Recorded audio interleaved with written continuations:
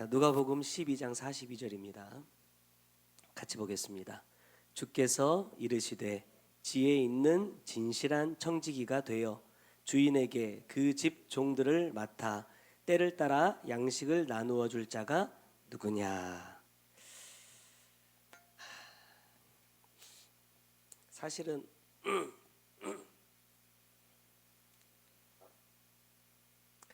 오늘 말씀을 제목 본문이 50절이었습니다. 50절이었는데 설교를 바꿨어요. 나는 받을 세례가 있으니 그것이 이루어지기까지 나의 답답함이 어떠하겠느냐. 말씀을 준비하다 보니까 내가 너무 답답한 거예요. 그래서 내가 너무 답답해서 힘들어가지고 본문을 바꿔버렸습니다. 그래서 조금 살고 싶어가지고. 자, 여러분 보세요. 하나님께서 우리에게 이 복에 대해서 말씀을 해주실 때, 저도 그렇지만 이 하나님의 복을 우리가 자꾸 하나님의 은혜에 대한 이 한계를 자꾸 내가 정하는 것 같아요. 무슨 말이냐면, 대부분의 사람들이 복 이렇게 말하면 뭘 떠올리죠? 돈입니다. 하나님의 복은 돈. 그래서 내가 좀 먹고 살게 되고 뭐 이렇게 이런 것들이 좀 해결되고 풀려지면 복 받았다. 또 내가 하나님 앞에 구하는 복들 가운데 가장 많은 것이 뭐냐면 물질에 대한 부분이기도 합니다. 말씀을 준비하면서 그런 생각을 한번 해봤어요. 하나님께서 올해 우리에게 영권, 인권, 물권의 복을 주신다고 말씀하시는데, 분명히 복을 받기 위해서 우리가 지금까지 준비하고 또 이제 24년에 하나님께서 복을 부어주시겠다라고 말씀하셨단 말이에요. 그런데 왜 복 받을 수 있는 준비가 되지 않았을까? 왜 하나님은 우리에게 하나님의 복을 부어주실 수 없다고 말씀하시는가라는 거예요. 예를 들어서 제가 사모님하고 둘이 다퉈요. 서로 마음이 상하고 감정이 상합니다. 그러면 여러분, 그거는요, 다툼은 하나님의 복을 가로막아요. 어떻게 보면 내가 지금까지 해왔던 하나님의 복을 담을 수 있는 그릇을 만들고 있던 그 그릇을 이 한 번의 다툼으로 인해서 내가 깨뜨려 버리는 것과 같은 거예요. 근데 우리는 자꾸만 이걸 뭐냐면 주섬주섬 주워 담아가지고 여기에다도 복을 담을 수 있을 거라고 생각한다는 거예요. 어제 우리 은유가 우림이랑 그 그릇 만드는 그 공방에 갔다 왔어요. 물레를 이렇게 돌려가지고 만드는 거. 근데 이게 보기보다 쉽지 않은가 봐요. 자기 나름대로 뭔가를 만들려고 손을 살짝 댔는데 위에가 망가져버린 거예요. 다시 살릴 수 없어서 그거를 잘라내고 작은 거를 만들었다더라고요. 여러분, 모양이 조금만 망가져버려도 용도가 달라져 버려요. 나는 자꾸 이 복을 담아야 되는 이 그릇에 흠이 가고 기스가 나고 이가 떨어져 나가는데도 그걸 쓰겠다고 고집하고 있다는 거예요. 여러분, 하나님은 그런 그릇에 복을 담지 않습니다. 우리가 성경에 말씀하고 있는 그 여러 가지 그릇이 나오지만 내가 금그릇이냐 질그릇이냐가 중요한 게 아니라 하나님 어떤 그릇을 쓰신다고요? 깨끗한 그릇을 쓰십니다. 하나님께서 목적하신 바 그것을 그 용기에 담을 수 있는지 결정은 뭐냐? 깨끗하냐 깨끗하지 않느냐에 따라 달려있다는 거예요. 그런데 예를 들어서 이런 다툼이나 이런 죄는요, 나를 더럽히는 거예요. 더럽히고 있는 거기 때문에 하나님의 복을 절대 담을 수 없다는 겁니다. 문제는 뭐냐면 내가 생각하는 복이 이 물질에 한정되어 있다면 큰 문제가 되지 않아요. 조금 덜 받으면 되죠. 조금 나중에 받으면 되죠. 생각하겠지만 제가 이런 생각을 해봤어요. 하나님께서 나에게 주시려고 하는 이 복들 가운데 예를 들어서 건강이 있다고 한번 생각해 보세요. 우리가 예전에 그런 말씀을 나눈 적이 있어요. 하나님께서 기회를 주실 때 처음에 항상 100%가 옵니다. 근데 이 기회를 놓치면 어떻게 된다 그랬어요? 점점 감소한다 그랬어요. 90%, 80%, 70%가 될 수 있어요. 그럼 이걸 복으로 한번 생각해 보세요. 건강으로 생각해 보세요. 하나님께서 앞으로 나에게 더 건강하게 100%의 건강을 약속해 주셨는데 내가 이 복을 담을 그릇을 준비하지 못함으로 건강이요 점점 90, 80, 70으로 줄어간다고 생각해 보세요. 하나님께서 나에게 주실 이 복 가운데 자녀에 대한 복이 있다고 생각해 보십시오. 하나님께서 이 자녀를 통해서 이루실 계획을 100이라고 갖고 계셨지만 내가 이것을 담을 준비하지 않으면 이 계획이요 90, 80, 70, 60 될 수 있다는 거예요.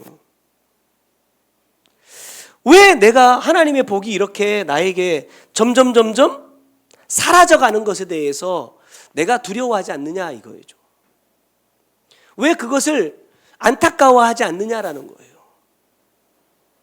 문제는 뭐냐면 내가 하나님께서 나에게 어떤 복을 주시려고 하시는지를 내가 모르기 때문이라는 겁니다.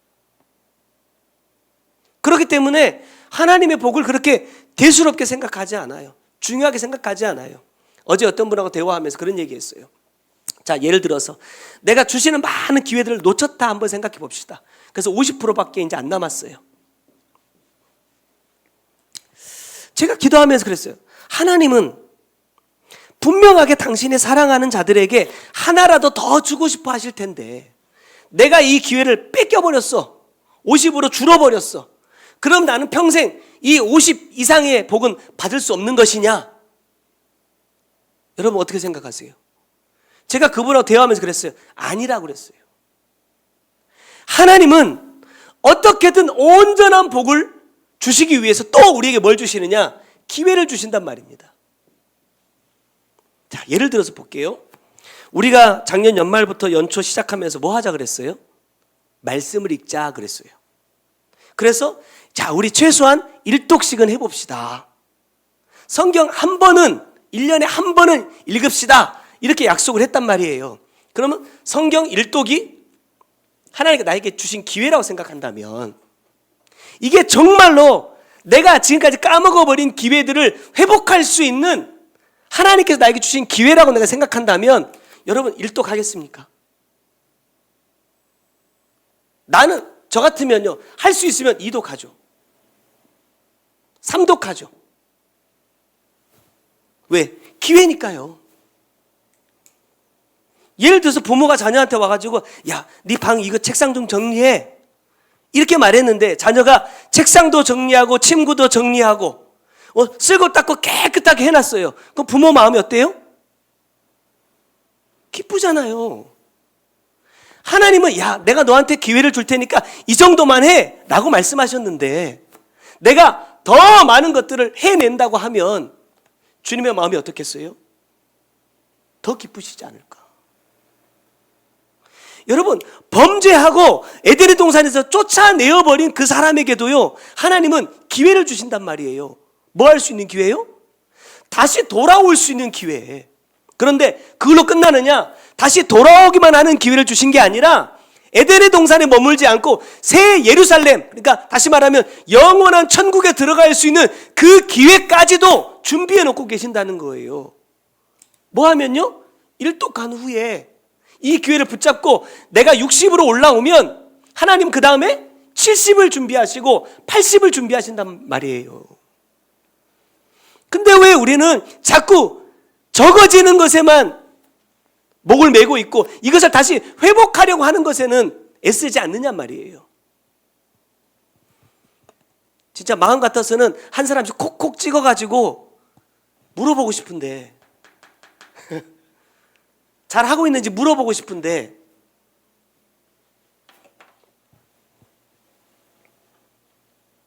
내가 얼마나 지금 하나님께서 나에게 계획하신 이 복을 낭비하고 있는지, 이 기회를 놓치고 있는지를 한번 생각해 보세요. 이렇게 저는 이제 돈을 엄청 좋아하니까, 자, 성경 일독에 1,000만 원이라고 한번 생각해 봅시다. 그럼 여러분 몇 독 하실 거예요? 하나님이 나에게 주실 복이, 예를 들어서요, 성경 일독에 1,000만 원이라 그러면 여러분 몇 독 하실 거예요? 저는 이렇게 대답할 거예요. 힘 닿는 데까지. 난 밥 안 먹어요, 그날부터. 그러면 왜요? 10번 읽으면 1억. 어디 가서 1억 벌어요? 하나님의 입장에서는요, 여러분, 1,000만 원, 1억이 중요한 게 아니잖아요. 하나님은 마음만 먹으면 그보다 더한 것을 우리에게 주실 수 있단 말이에요. 그게 하나님의 복이란 말입니다. 그런데 왜 그 복을 받을 수 있는, 하나님의 기쁨이 되고 하나님을 즐겁게 해드릴 수 있는 이 기회들을 안 잡느냐는 거예요. 이게 너무 안타깝잖아요.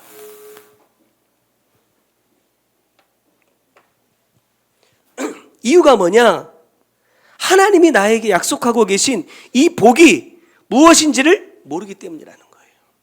여러분, 우리가 회개하는데 언제 회개하죠? 어떤 문제가 있을 때, 어떤 상황에서 자꾸 막혔을 때, 왜 안 되지? 뭐가 문제지? 내 죄를 찾아야 되겠다. 내가 회개해야겠다. 그럼 하나님께서 다시 막혔던 문제를 열어주시겠지? 라고 생각한단 말이에요. 그런데 여러분, 주님이 저에게 주시는 마음이 이렇습니다. 아무 문제 없을 때, 내가 정말 평안하고 기쁘고 행복이 넘칠 때, 나는 뭐 해야 되느냐? 더 깊이 감춰진 내 죄를 찾아야 한다는 거예요. 여러분, 힘들고 어려울 때 문제를 해결하기 위해서 몸부림치는 건요, 세상 사람도 다 해요. 예수 안 믿는 사람도 한단 말이에요. 마귀는요, 우리가 행복하게 사는 꼴을 못 봐요. 맞죠? 그래서 성경 말씀 그대로 말하면 우는 사자처럼 우리를 넘어뜨리려고, 우리를 죄짓게 만들려고, 하나님의 복을 받지 못하게 만들려고 혈안이 되어 있단 말이에요. 근데 우리는요, 나를 지금 집어삼키려고 노리고 있는 이 마귀를 의식을 하지를 못해. 조금만 환경이 좋아지면, 조금만 상황이 좋아지면 그냥 거기에 완전히 그냥 빠져버려. 그걸 누리는데 그냥 혈안이 되어버려.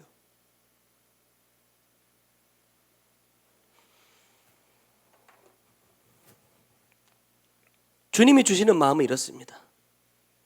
나를 지금 넘어뜨리려고 혈안이 되어 있는 마귀를 향하여서 대적하지 않는 자는 천국의 소망이 없는 사람이라. 천국의 소망이 없는 사람입니다. 이 사람은요, 천국 갈 생각이 없는 사람입니다.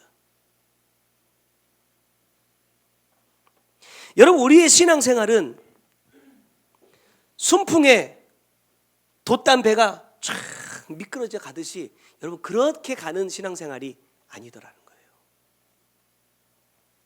매일매일 죄에 대하여 생과 사를 오가는 치열한 싸움을 해야 한다는 겁니다. 제가 우리 아이들 셋인데 임신할 때마다 항상 이렇게 주님께 기도했어요. 주님, 손가락 10개, 발가락 10개면 됩니다. 다른 건 뭘 바래요?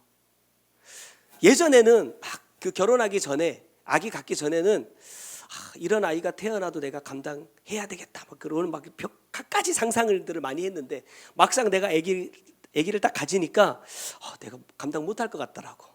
그래서 제가 그냥 솔직하게 주님 앞에 그랬어요. 주님, 눈, 코, 입만 제자리에 붙어 있고 손가락 10개, 발가락 10개만 있으면 저는 감사합니다.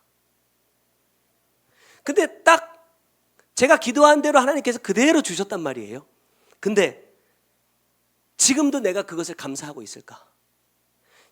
눈, 코, 입 제자리에 다 붙어 있고 손가락 10개, 발가락 10개 주신 것에 대해서 내가 감사하고 있냐 말이에요. 내 요구사항이 점점점 많아져.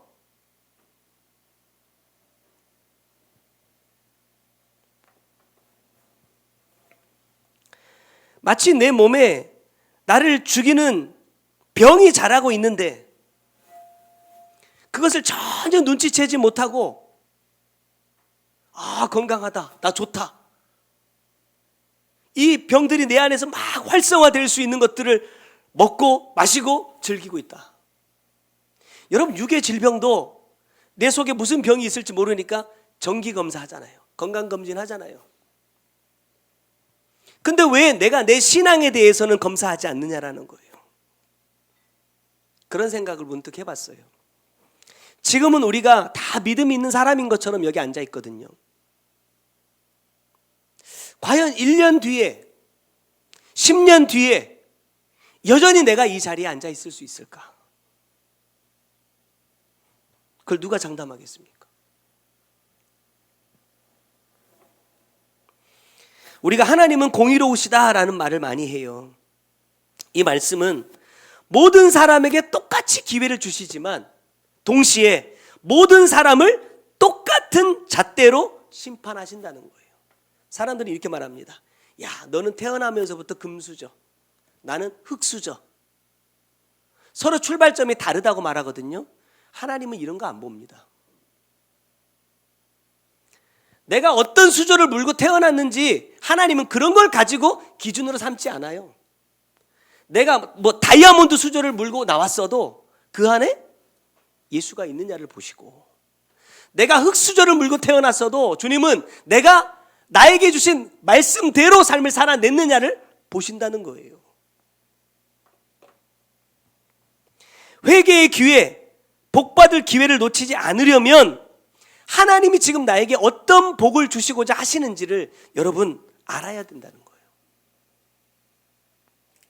여기에 내 생각이 머물러 있지 말고 하나님의 복이, 어떠한 복이 우리 가운데 주어질지 모르는, 이 복이 지금 나에게 점점점 감소하고 있는지 아니면 다시금 회복해 가고 있는지를 한번 돌아보시라는 거예요. 저는요, 안타까운 마음 가운데 하나가 뭐냐면, 주의 종을 통해서도 말씀하셨지만 아마 오늘 저녁에도 아마 되게 많이 혼나겠죠.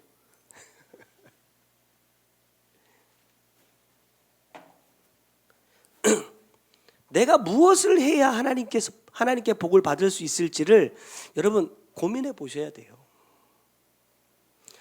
내가 뭐 센터에 가 있으니까, 내가 교회에 가 있으니까, 내가 교회에서 이런 것들을 하고 있으니까 하나님께서 자연히 알아서 그냥 복을 주신다. 시간 지나면, 때가 되면 하나님께 때가 되면 또 예전처럼 이렇게 복을 주시겠지라고 여러분 생각하시면 안 돼요.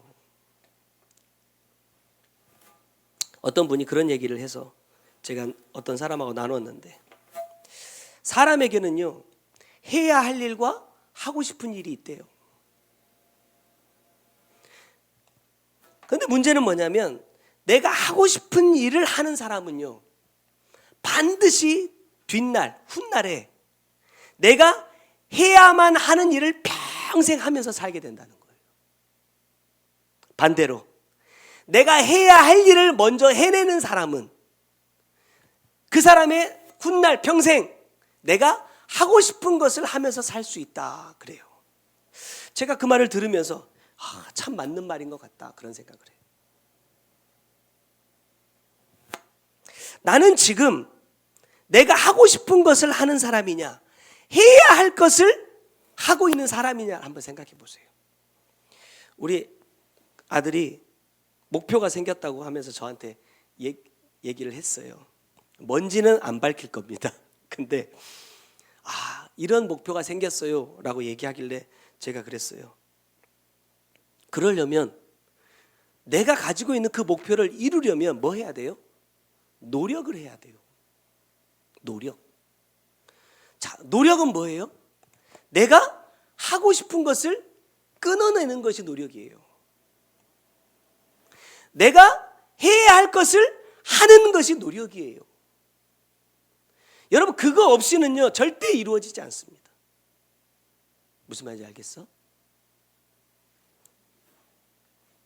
불꽃 같은 눈으로 쳐다본다. 내가 너 이제 감시한다.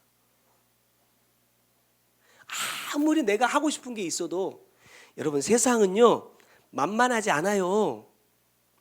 제가 20살 때부터 부교육자 생활을 하니까 사람들이 제가 막 설교하고 나면요 맨날 이런 말을 해요. 목사님은 사회생활을 안 해봐서 사회를 모른다는 거예요. 세상을 모른다는 거예요. 그래서 제가 이렇게 얘기했어요.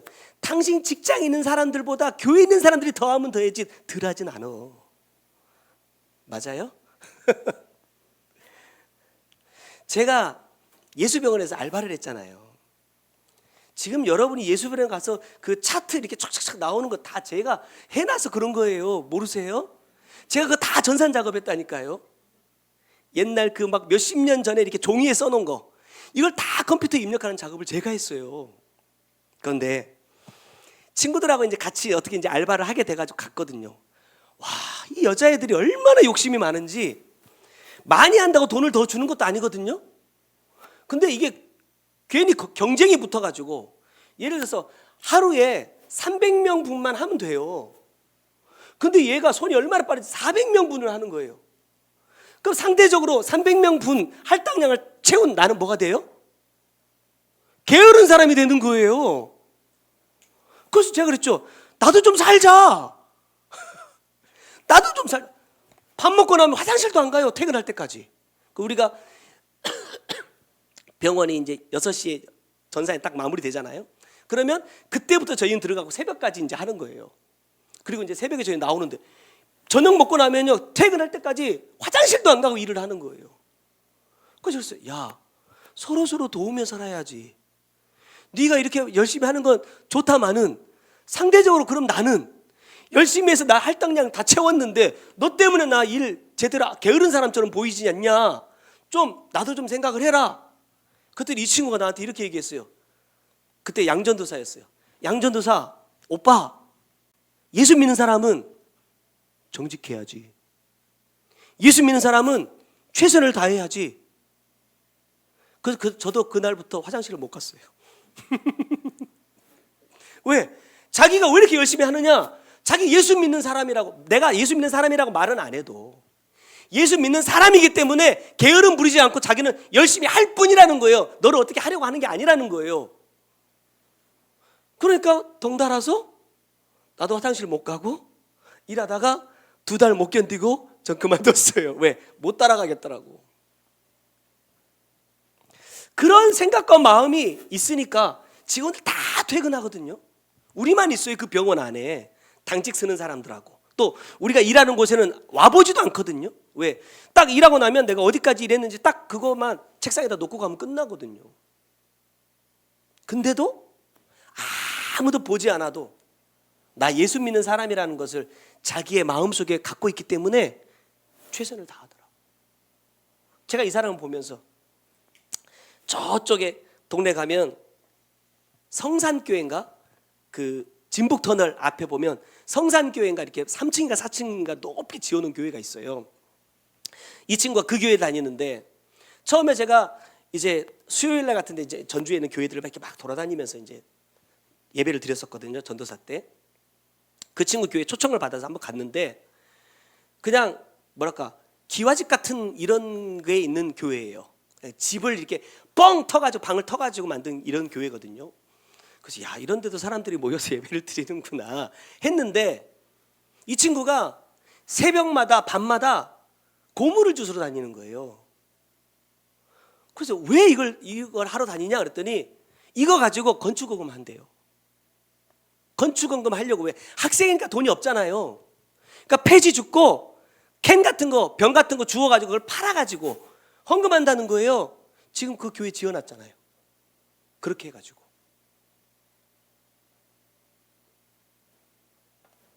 목표가 있으니까 젊은 아가씨거든요. 20살, 21살밖에 안 됐어요. 근데 이 아가씨가 폐지 줍고 고물 주우러 다니는 거 안 창피하겠어요? 내 체면 생각하고 내가 그래도 생각하는 사람 절대 못할 일이잖아요. 근데 이 친구는요 목표가 있어요. 교회를 짓겠다는 거예요 자기가. 그러니까 해내더라고. 제가 가끔씩 지나다니면서 그 교회를 볼 때마다 내가 사모님한테도 한번 그런 얘기 했을 거예요. 저 교회 그런 교회라고. 그렇게 세워진 교회라고.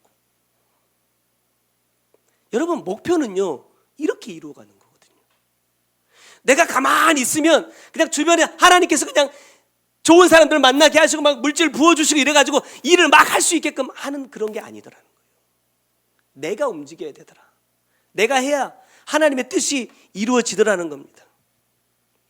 여러분, 제가 처음에 주님께서 집을 주셨을 때 이게 하나님께 주신 거니까 하나님께 드려야겠다,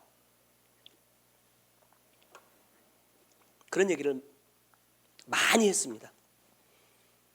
그래서 만약에 제가 교회를 떠날 때 되면 교회도 집도 다 그냥 드리고 가겠다. 혼났어요. 왜? 하나님이 목사님께 주신 거래요. 그러니까 이거는 누구 거예요? 내 거. 그래서 그렇게 하면 안 된다는 거예요. 이 용도를 정확하게 알아야 돼요. 그 뒤에 하나님께서 물질도 조금 주셨어요. 그래서 와, 내가 그동안 힘들고 어렵게 살았더니 하나님께서 이제 조금 편안하게 살으라고 물질 주셨나 보다 생각했더니 하나님께서 다 가져가셔 버렸어요. 이게 어떤 목적으로 주신 건지를 내가 알아야 누리기도 하고 지키기도 할 텐데 내가 이거 구분을 못하는 거예요. 하나님께서 복을 주실 때도 마찬가지입니다. 어떤 것들은요 종자로 주셔요. 종자는 뭐예요? 보릿고개에도 절대 먹으면 안 되는 거거든요. 왜? 농사를 위해서 남겨놔야 되는 거예요. 근데 나는 하나님께서 주시면 이게 종자인지 내가 먹어야 될 쌀인지 구분 못하고 그냥 먹어버려. 그러니까 다음 농사철 왔을 때요 뭘 심어요? 뭘 심고 뭘 거둬요? 없는 거예요. 왜? 구분을 못하니까. 내가 배가 고파도 배가 골아도 절대 먹어서 안 되는 것들이 있는데 구분을 못하니까, 내가 누릴 것과 지켜야 될 것을 구분을 못하니까 지켜야 될 걸 먹어버리고 누려야 될 걸 지키고 있더라는 거예요. 여러분, 이것도 복을 받은 것이 아니라는 겁니다. 욥기를 보면요 하나님께서 욥에게 허락하신 어마어마한 복이 하루아침에 싹 사라져버려요. 그때 욥이 뭐라고 고백하느냐? 욥기 1장 21절에 보면 주신 이도 여호와시요 거두신 이도 여호와시오니 여호와의 이름이 찬송을 받으실지니이다. 이게 얼마나 대단한 믿음입니까? 주신 이도 하나님이시고 다시 가져가시는 분도 하나님이시니까 우리 원망하지 말자, 불평하지 말자, 이거예요. 그런데 보세요. 욥기 이 1장과 2장 안에서는요 욥이 직접 자기가 당한 고난이 아니에요. 물론 자기의 재물이고 자기의 자녀이지만 내 몸은 아니란 말이에요. 3장으로 딱 넘어가면 3장 1절에 욥이 이렇게 말해요. 그 후에 욥이 입을 열어 자기의 생일을 저주하니라. 이 1절부터 시작해가지고 이제 내가 차라리 태어나지 않았더라면, 우리 엄마가 나를 임신하지 않았더라면 이러면서 불평들을 이제 쏟아내거든요. 왜죠? 내가 힘들거든요. 하나님께서 사단에게 야, 욥의 생명만 건드리지 말고 네가 하고 싶은 거 다 해, 그랬어요. 지금 욥의 친구들도 왔지만 욥에게 한마디 하지 않고 가만히 앉아 있는 상황입니다. 그런데 욥이 불평을 쏟아내기 시작한다는 거예요. 저는 이것을 보면서 그런 생각을 했어요.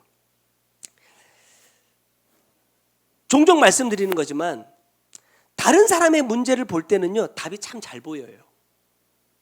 근데 내 문제를 해결하려고 하면 답이 안 보이거든요.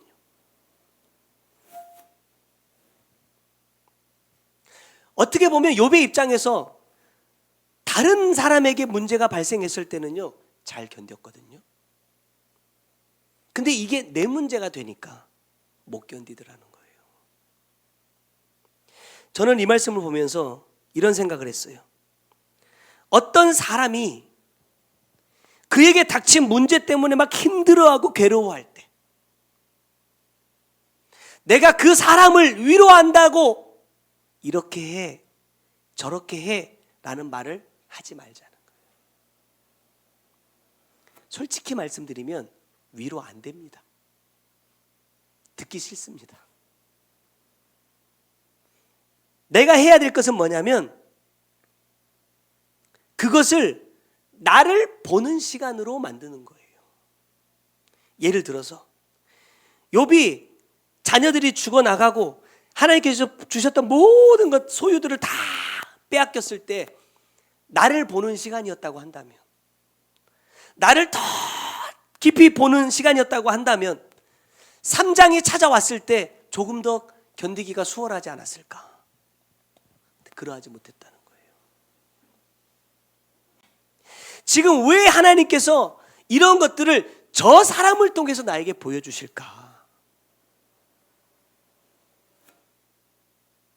나도 그런 환경이 얼마든지 다가올 수 있다는 것을 미리 알고 준비하라는 의미는 아닐까? 그 사람들을 통해서 내 안에 그러한 문제들이 있다는 것을 간접적으로 가르쳐주고 계신 것이 아닐까? 우리가 죄가 흐른다 이렇게 얘기했어요. 어떤 사람들은 그렇게 말해요. 예수 믿으면 사단의 모든 이 권세가 다 결박된대요. 그래요? 근데 나는 왜 이렇게 우리 아버지를 닮았을까? 여러분 양봉주 목사님 설교하는 거 요즘에 못 보시지만 어떤 분이 그러더라고요. 어떻게 손 쓰는 것까지 똑같이 하냐고. 손 모양까지 똑같대요. 안 닮을 수가 없어요. 안 닮을 수가. 죄가 흐른다. 나에게. 제가 그랬잖아요. 아빠가 너무 무서우니까 나는 저런 아빠가 되지 말아야겠다. 그래서 결혼하면서 사모님한테 그랬다니까요. 여보, 앞으로 애들이 태어나거들랑 애들을 혼내고 야단치는 건 다 당신이 해. 나는 좋은 아빠 될 거야. 당신이 무서운 엄마 해. 이랬단 말이에요. 근데 지금 우리 애들한테 물어보세요. 누가 더 무서운가? 왜? 이 속에 있는 게 나와요. 한 번씩. 그러면 화를 내고 애들한테 막 화를 내고 야단칠 때 보면요, 내가 아버지한테 야단 맞을 때 내 아버지 모습하고 똑같아요. 내가 진짜 싫어하던 모습, 내가 절대 닮지 말아야 되겠다라고 생각했던 그 모습이 그대로 내 안에서 올라와요. 성품만 그럴까요? 여러분 결국은요, 삶도 그렇게 삽니다. 내가 이걸 끊어내지 않으면. 근데 여러분 이거 끊어내기 노력하고 있습니까? 어떤 노력을 하고 있습니까? 보이면 입이 가만히 있질 않아요. 맞죠? 보이면 입이 가만히 있지 않아요. 그냥 말해버려. 그건 끊어내는 게 아니에요. 그것이 나에게 보일 때 뭐 하자고요? 나를 찾자는 거. 나를 찾자. 그것이, 그 문제가 내 안에 있다라는 것을 내가 인정하고 내 안에 있는 그 문제를 내가 풀어내면 나에게서 흘러가던 것들도 끊어지고,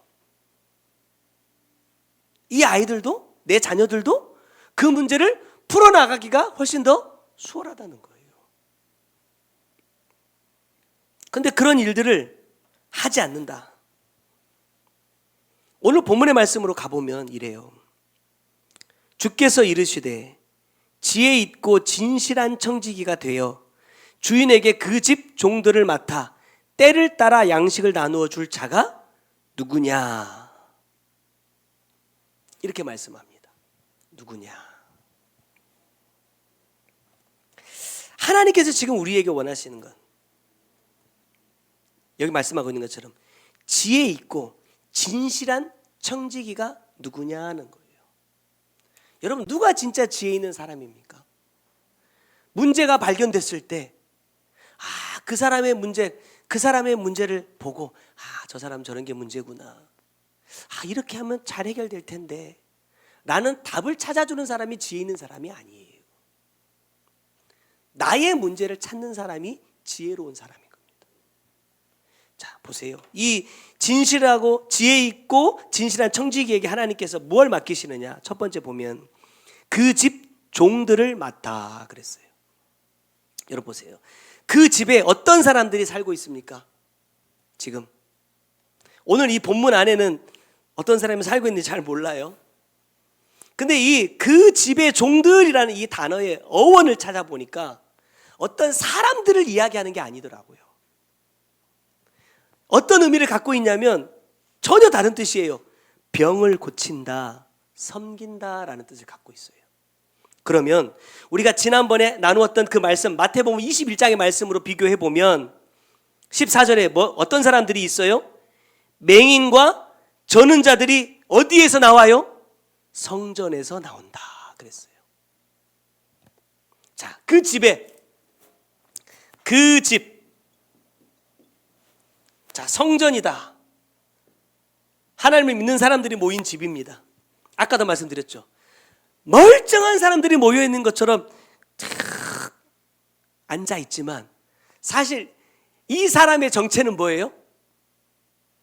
맹인과 저는 자들이라는 거예요. 다시 말하면 다 아픈 사람들이에요. 아픈 사람들. 고침받지 않으면 안 되는 사람들, 반드시 치료가 필요한 사람들이란 말입니다. 하나님이 그 집의 종들, 어떤 사람들 나에게 맡으라고 말씀하시느냐? 아픈 사람들이에요. 병자들, 다시 말하면 죄인들입니다. 근데 그 집 안에 누구도 있어요? 나도 있어요. 나도. 예전에 많은 목사님들이 아마 그렇게 생각할 것 같아요. 저도 그렇게 생각했기 때문에. 여기서 말씀하고 있는 이 맹인과 저는 자가 누구냐? 라고 물으면 누구라고 했을 것 같아요? 성도들이죠. 성도들. 옛날 생각입니다. 성도들이요. 그러니까 나는 어떻게든 하나님의 말씀을 잘 준비해서 이 사람들이 이 말씀 듣고 고침받을 수 있는 사람이 될 수 있도록 하는 것이 목회자의 의무라고 생각했어요. 고쳐줘야 된다. 어떻게든 바로 가게 해줘야 된다. 그러니까 중고등부 아이들 이렇게 가르칠 때 보신 적 있어요? 혹시 제가 어떻게 했는지?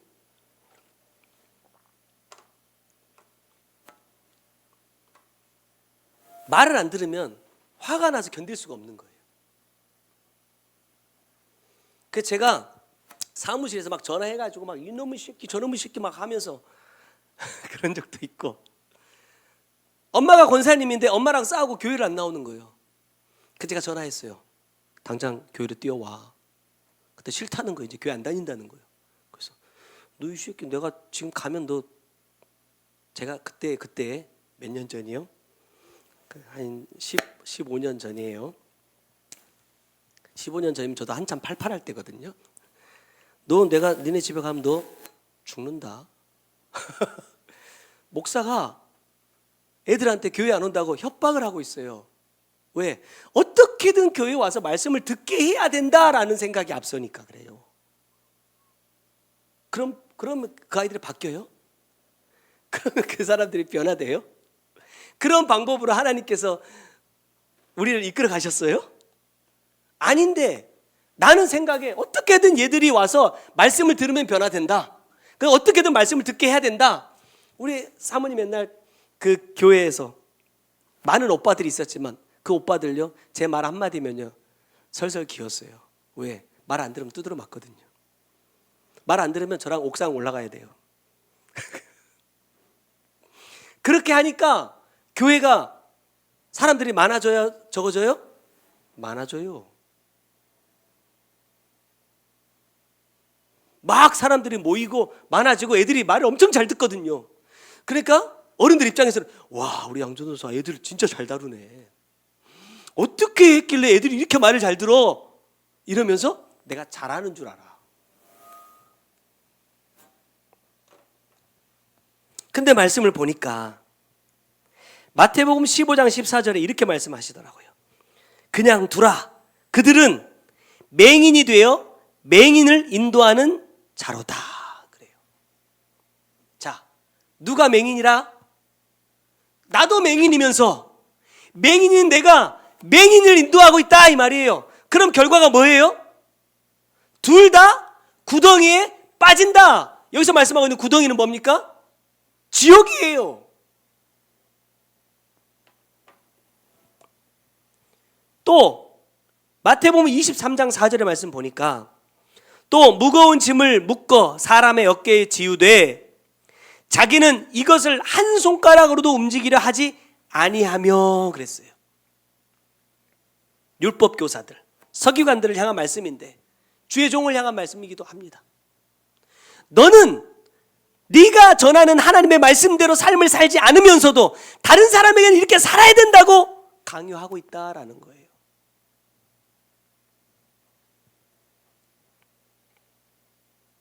그러니까 제가 22년 정도 부교육자 생활을 마치고 이제 개척을 준비하면서 이 회개와 청구법 사역을 딱 만났을 때 주님께서 하신 말씀이 그렇습니다. 너 한 영혼도 살리지 못했다. 왜죠? 내가 맹인이기 때문에, 내가 전은자였기 때문이라는 거예요. 내가 인도하는데 누가 천국을 향해 갈 수 있겠어요? 내가 천국을 못 보는데, 내가 바로 걷지 못하는데 어떤 사람이 바로 걸어서 구원의 길을 가겠어요? 그래서 주님께서 우리에게 주신 말씀이 그거잖아요. 마태복음 21장 12절. 성전 안에 매매하는 모든 사람들을 내쫓으시며 돈 바꾸는 사람들의 상과 비둘기 파는 사람들의 의자를 둘러 엎으시고 그랬어요. 여러분, 내가 지금까지 이렇게 신앙생활 하는 것이 맞아. 이렇게 신앙생활 했더니 하나님께서 이렇게 복을 주셨어. 내가 이렇게 평안을 누리고 있어. 라고 생각했던 모든 것들을 다 뒤집어 엎어버리지 않으면요. 이 성전에서 어떤 사람이 고침을 받죠? 예수에게로 나오는 사람들입니다. 그 안에 머물러 있으면요, 고침 못 받아요. 어디 안에? 성전 안인데요. 성전 안에 있는데 왜냐? 주님이 그 성전에서 나오셨기 때문이라는 거예요. 주님이 계신 곳에 내가 있어야 고침을 받는다는 거예요.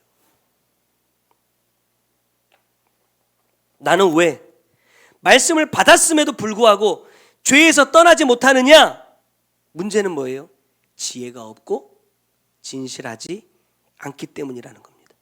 여러분, 이 지혜가 없다는 말은 무슨 말이에요? 옳고 그른 것을 분별하지 못한다라는 얘기입니다. 옳고 그름의 기준이 뭐예요? 말씀이잖아요. 말씀. 또 이 말씀은 이렇게 생각해 볼 수 있어요. 하나님의 마음이다. 지혜가 없다는 것은 다시 말하면 뭐냐? 아버지의 마음을 모른다는 거예요.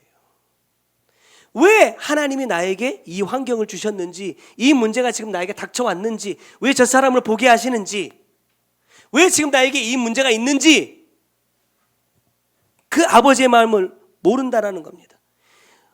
오늘 본문 47절의 말씀 보면 주인의 뜻을 알고도 준비하지 아니하고 그 뜻대로 행하지 아니한 종은 많이 맞을 것이요 그랬어요. 자, 주인의 뜻이 뭐예요? 오늘 보면 42절 말씀이잖아요. 지혜 있고 진실한 청지기가 되어서 주인에게 그 집 종들을 맡아 때를 따라 양식을 나누어 주는 것이 주인의 마음이란 말입니다. 그런데 그 주님의 마음을 알면서도 행하지 않는다라는 거예요. 이 말씀을 그대로 나에게 적용해 보면 말씀을 받았음에도 불구하고 말씀대로 살지 않는다라는 거예요. 그럼 어떻게 된다고요? 많이 맞는데요.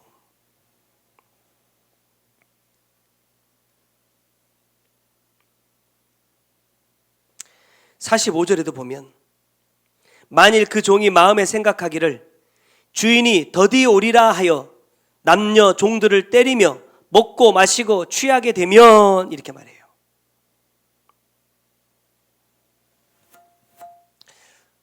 예전에 목사님들이 조금 설교 좀 세게 하면 성도들이 이렇게 얘기했어요. 친다. 오늘 누구 흠씬 두들겨 맞는구나. 친다.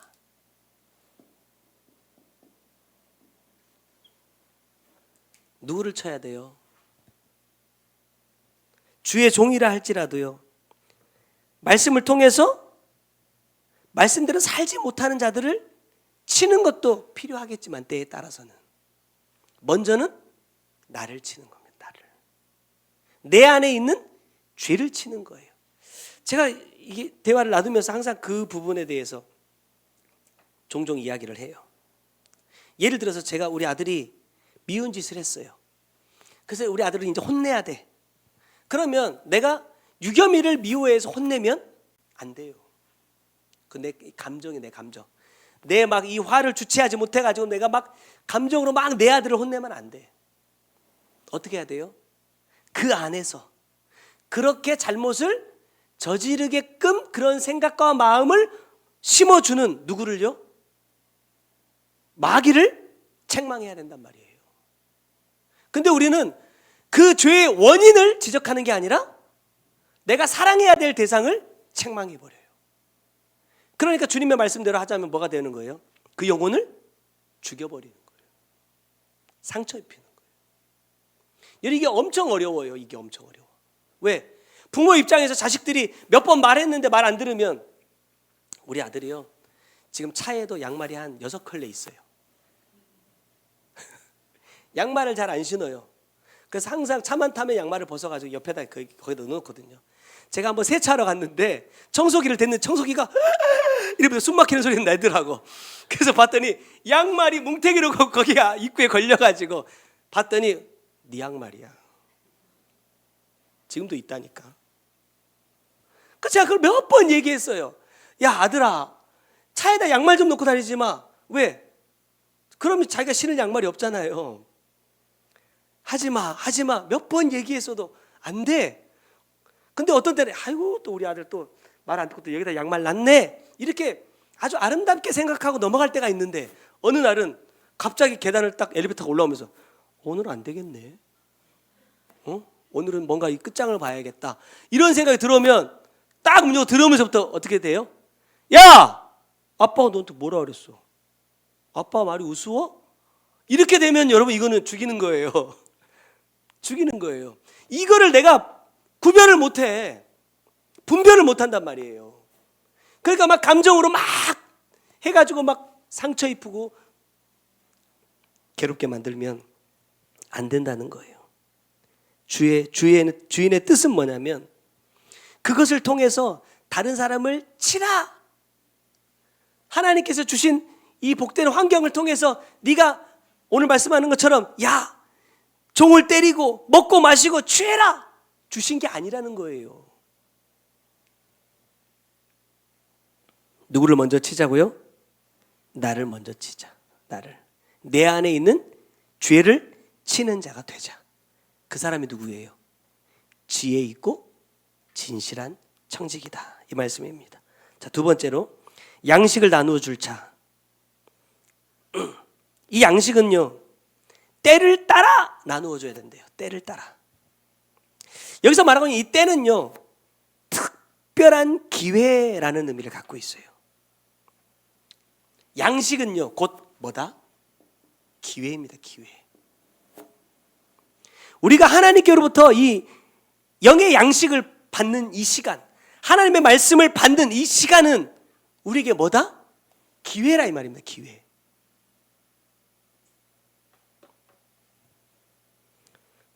내가 과연 이 기회를 얼마나 소중하게 여기는지를 한번 여러분 돌아보셔야 됩니다. 서두에서 말씀드렸지만 내 복이 다 날아가는데도 모르고 있고 그저 자리만 지키고 시간만 지나면 자연스럽게 주어지는 것이 복이라고 생각하면 안 된다는 거예요. 46절 말씀 다시 보면 생각하지 않은 날 알지 못하는 시각에 그 종의 주인이 이른다 이렇게 말해요. 여러분 생각하지 않은 날이라는 것은 무슨 말입니까?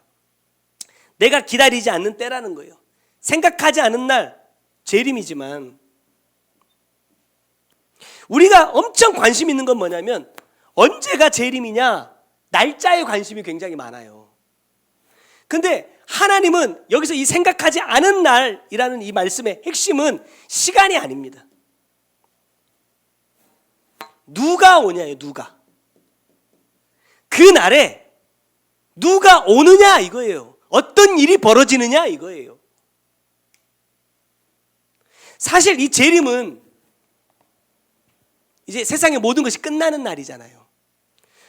근데 말씀을 준비하면서 저는 이렇게 한번 생각해 봤습니다. 재림은 주님이 다시 오시는 거잖아요. 그러면 내가 말씀대로 살지 못해서 주님이 떠나셨다고 한다면 다시 어떻게 돼야 돼요? 나에게 오셔야 되는 거예요. 거듭남이, 부활이 매일매일 우리에게 일어나야 되는 것처럼 재림 역시도 매일매일 우리에게 있어야 되는 일이라는 거예요. 주님이 매일매일 우리에게 오셔야 돼요. 근데 문제는 뭐냐? 우리는 언제 이 시간에만 관심이 있어. 누가 오느냐에 관심이 없다 이 말이에요. 여러분, 주님이 아닌 다른 것이 와서 내 안에서 주인 노릇하면 우린 지옥 가는 거예요. 주님이 오셔야 되는 거거든요. 근데 나는 그 주님이 언제고 오실 수 있다라는 것을 잊어버려. 아까도 말씀드렸던 것처럼 다시 오실 주님을 잊어버려요. 그러니까 천국도 사모하지 않아. 제가 말씀을 준비하면서 제 마음에 그런 마음이 들어서 참 마음이 부끄럽고 죄송했어요. 뭐냐 하면 우리 가운데 정말로 천국을 사모하는 사람이 있느냐는 거예요. 천국을, 재림을, 주님의 재림을 정말로 사모하고 있는 사람이 있느냐라는 겁니다.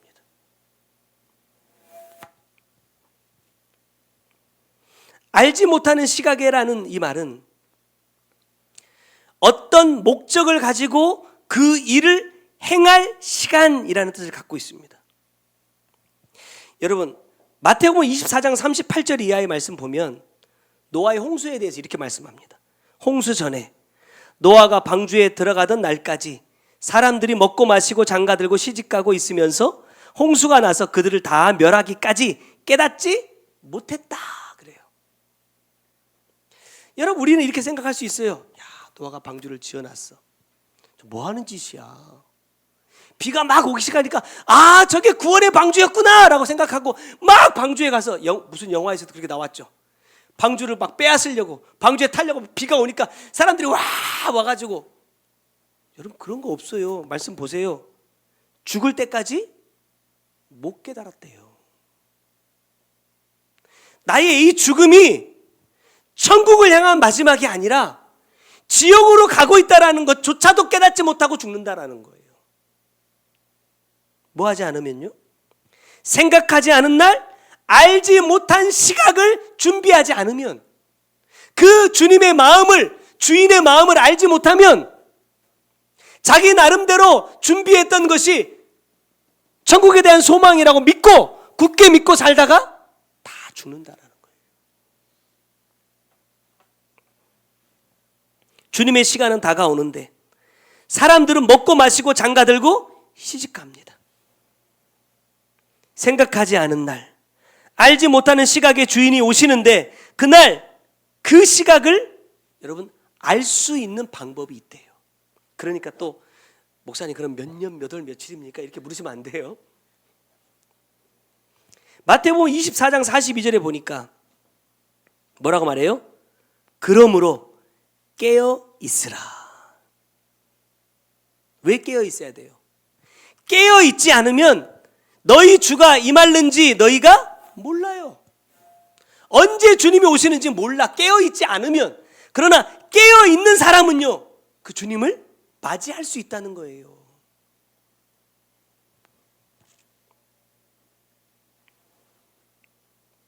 (45절에) 보면 만일 그 종이 마음에 생각하기를 주인이 더디 오리라 하여 이렇게 말해요.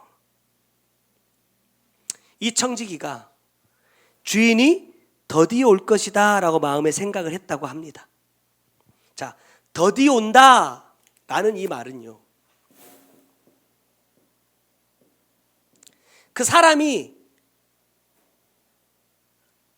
지금보다 훨씬 더 늦은 시간에 올 것이다 라는 이런 의미도 갖고 있지만, 이 말씀 속에는 이런 뜻도 있어요.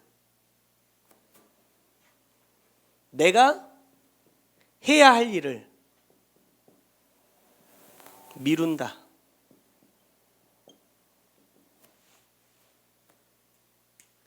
무슨 말인지 이해가 되세요?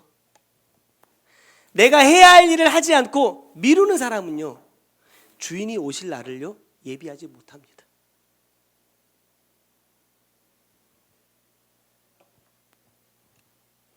여러분, 처음에는요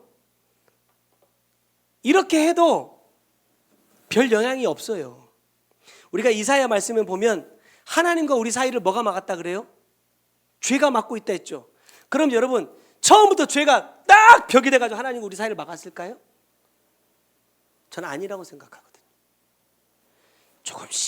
조금씩 뭐예요? 쌓여가는 겁니다. 쌓여가는 겁니다.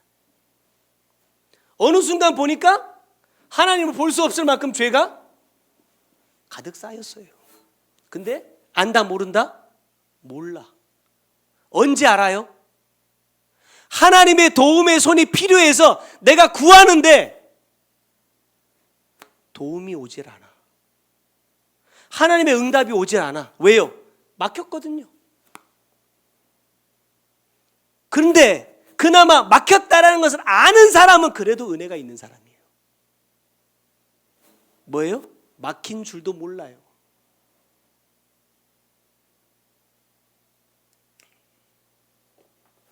이제 말씀을 맺겠습니다. 때를 따라 주시는 이 양식은요, 양식, 이것은 뭐냐? 힘의 에너지원입니다.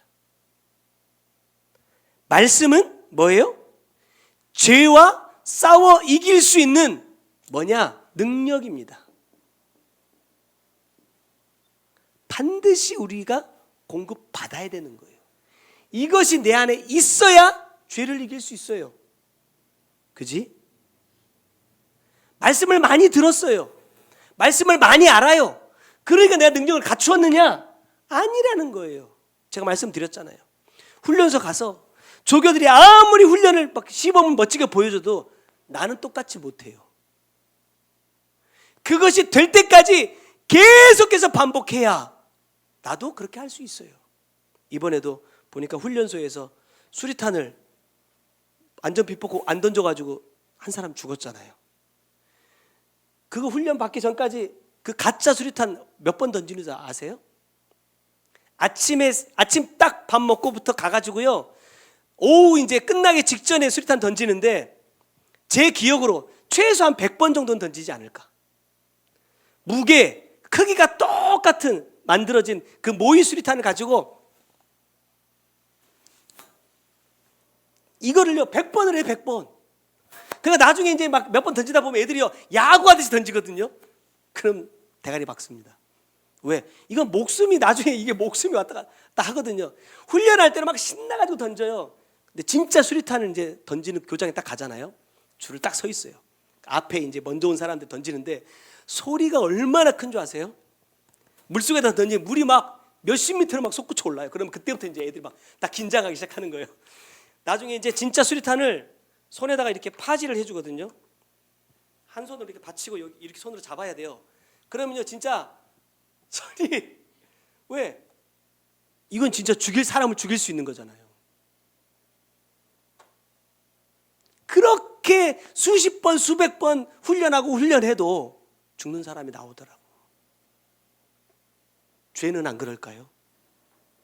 내가 수천 편, 수만 편의 말씀을 들었다고 해서 내가 죄를 이길 수 있는 능력이 있는 것일까요? 저는 아니라고 생각합니다. 내 것이 될 수 있도록 노력해야 돼요. 끊을 거는 좀 끊고 이어가야 될 거는 이어갈 수 있는 노력이 필요하다는 거예요. 그 노력이 없이는 누구도 하나님이, 주인이 원하는 그 뜻을 이룰 수 없습니다. 우리 유그룹 적용해 보면 내가 원하는 꿈 못 이룹니다.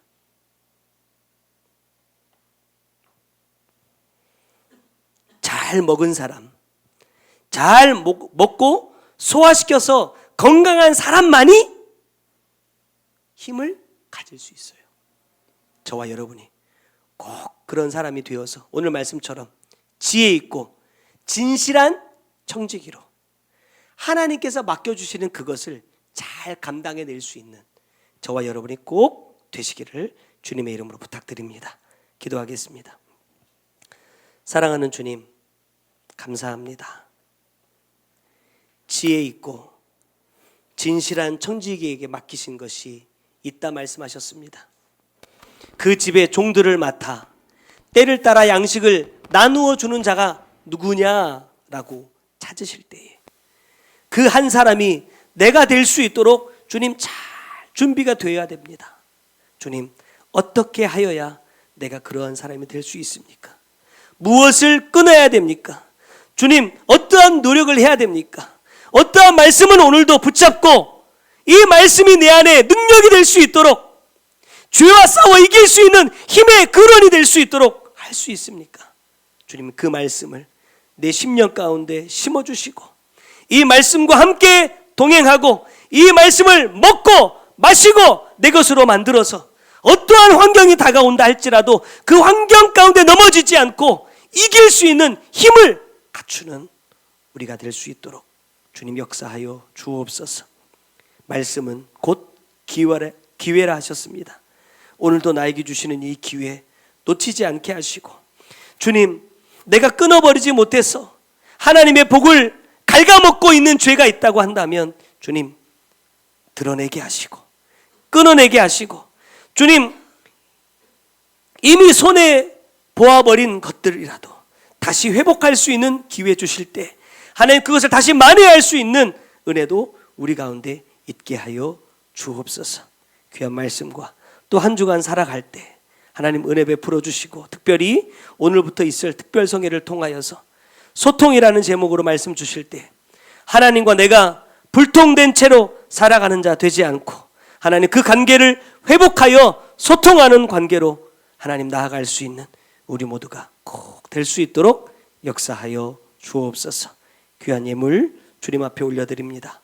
주님이 받으시고 또 주님의 뜻을 이루시고 또 우리 가운데 하나님의 복으로 충만하게 채워 역사하여 주옵소서.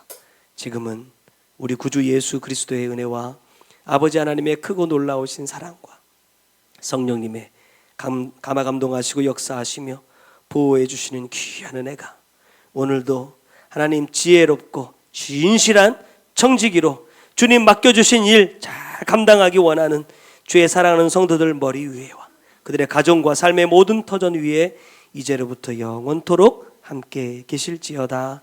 아멘. 당신이 지쳐서 기도할 수 없고 눈물이 빗물처럼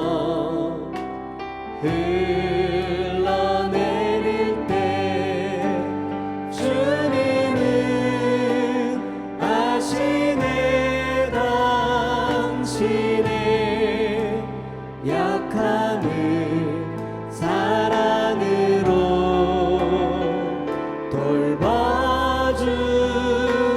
돌봐주시네. 다시 한번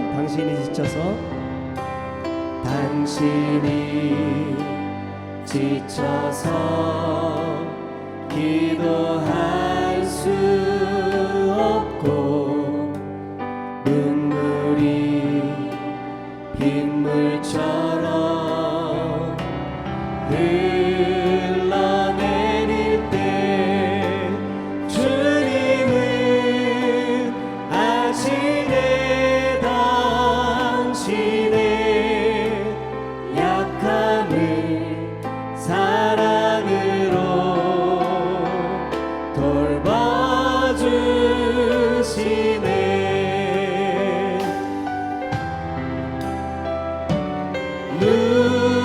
누군가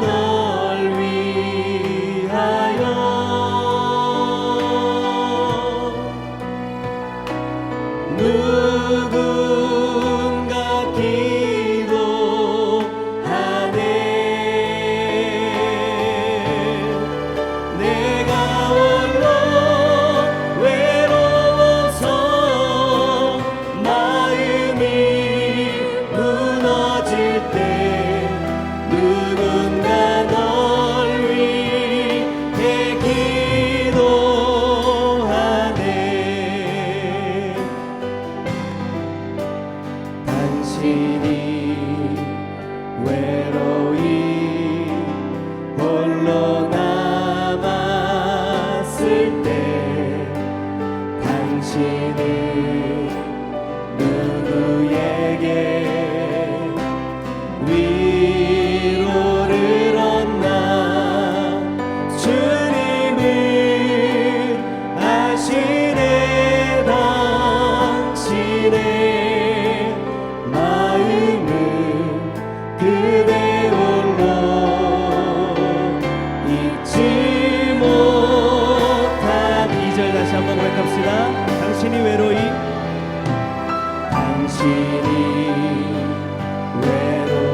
홀로 남았을 때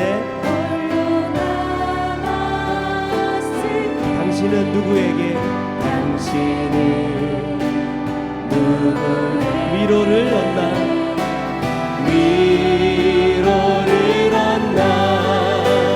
주님은 아시네. 당신의 마음을 그대 홀로 잊지 못함을. 조용히 그대 위에 조용히 그대 위해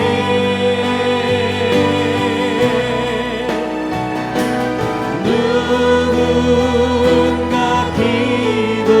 기도하네. 내가 홀로 외로워서 마음이 무너질 때 누군가 널 위해 기도하. 누군가 널 위하여 누군가 널 위하여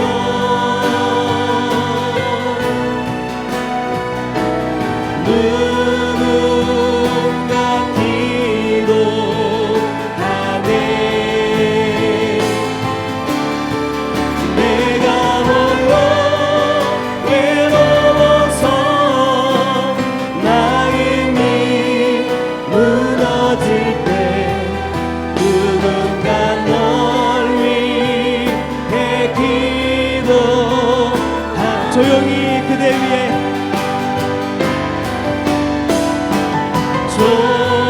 조용히 그대 위해 누군가 기도하네. 누군가 기도하네. 내가 홀로 외로워서 내가 홀로 외로워서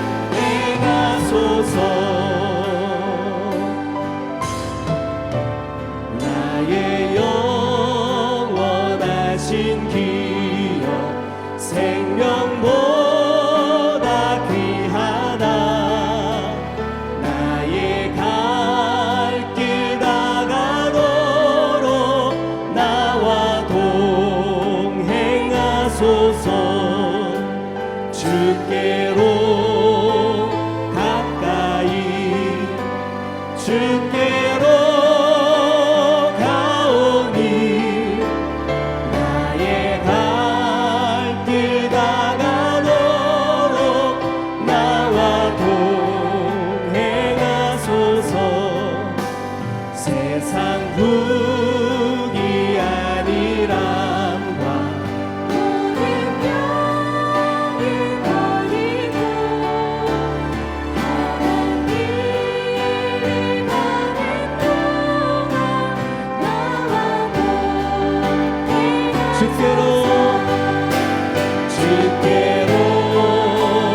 가까이 주께로 가오니 나의 갈 길 다가도록 나와 동행. 주께로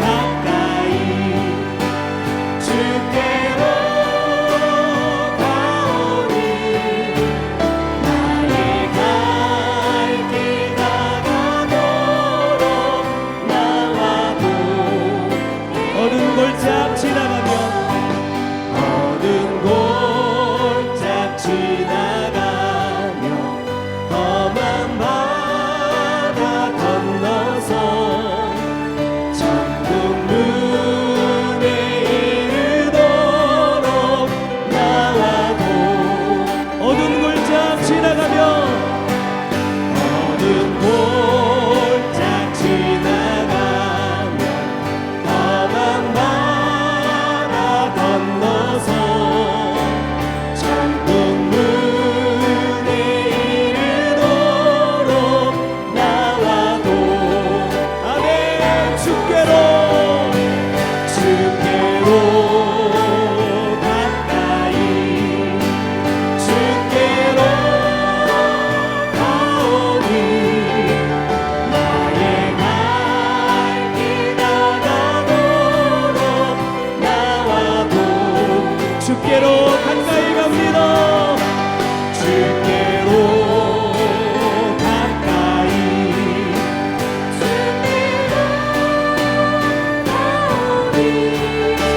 나의 갈 길 다가도록 나와 마지막으로 주께로 가까이 주께로